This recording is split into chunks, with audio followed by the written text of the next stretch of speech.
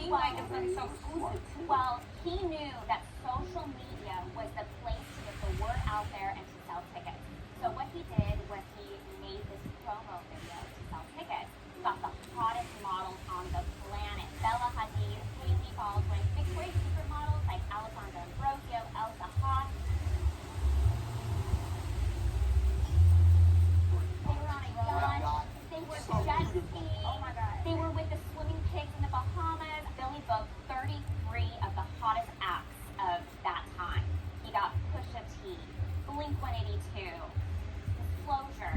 So everyone wanted to go to this. Everyone wanted to feel like they were at the event of the year. And it was expensive.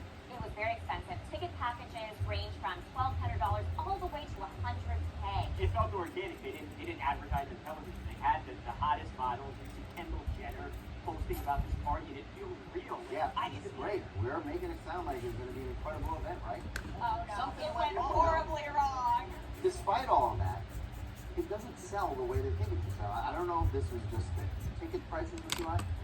They expect, or actually, what I really think was their expectations were way too high. They thought they were going to sell tens of thousands of tickets. And as they're heading down the road, they're a month out, they've only sold like 5,000. And that means they don't have the money coming in that they were expecting. So now, Billy McFarland's got to figure out, how do I pay all my vendors? How do I pay the artists? How do we get the accommodations that we promised? But a lot of people around Billy have claimed that they did warn Billy, saying like, hey, you know, the catering situation, we don't have a big enough budget, you know, just kind of warning him. They had said that there was going to be Bahamian-style sushi and a pig roast. Nothing was that fun. But while they had people warning them, they also were surrounded by a bunch of yes men. Apparently, Ja Rule went to the island.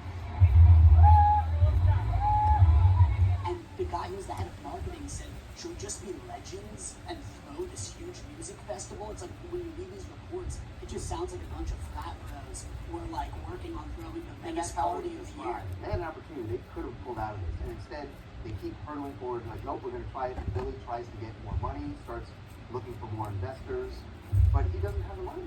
He ain't got it. The concert's about to start. People are on planes. They're coming down there. So a lot of people arrived the first day happy, excited. Blink-182 announces we are pulling out. We were only pulling out because we were getting the feeling that they didn't have enough of our stage that we needed to put on the show that we have. People thought, okay, that's not great, but we're here, we're in the Bahamas, Bye, we're Mom. having a party.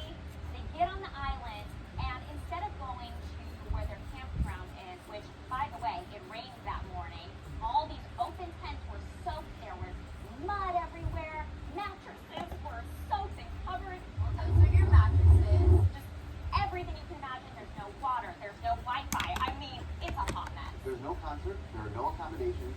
There's no fabulous food. And I remember We started getting. we got the picture of that white bread with a piece of cheese on it. And the lesson to go I on. remember looking at this. We saw the vote and you're like, get that on the second. Yeah. Right now. It's like an adjective now. When you talk about like a fire festival food. This was social media at its finest. Seeing these elite rich kids crying on the island because they don't have anywhere to charge their No, phones. that's not I social felt media. badly. That's called revenge. I feel like people would have been happy if it happened to me. They were making videos like they were never going to make it home. People were stuck in the airport. What's happening? There's no water over there. Oh, Jesus.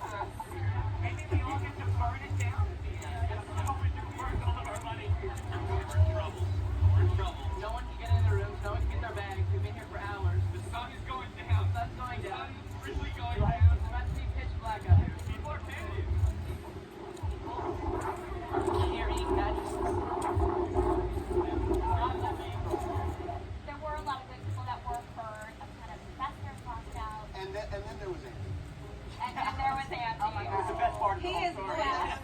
The best part of it. Well, we didn't find out about MVP until a few years after the disaster. Andy Kane was supposed to be helping organize with some of the vendors. And he said to them, look, we have no money to pay for all of this water. There actually was a shipment of bottled water that was coming. But they were worried you couldn't get through customs. With customs, how we could pay for it, and someone suggested Billy says it's time to take one for the team.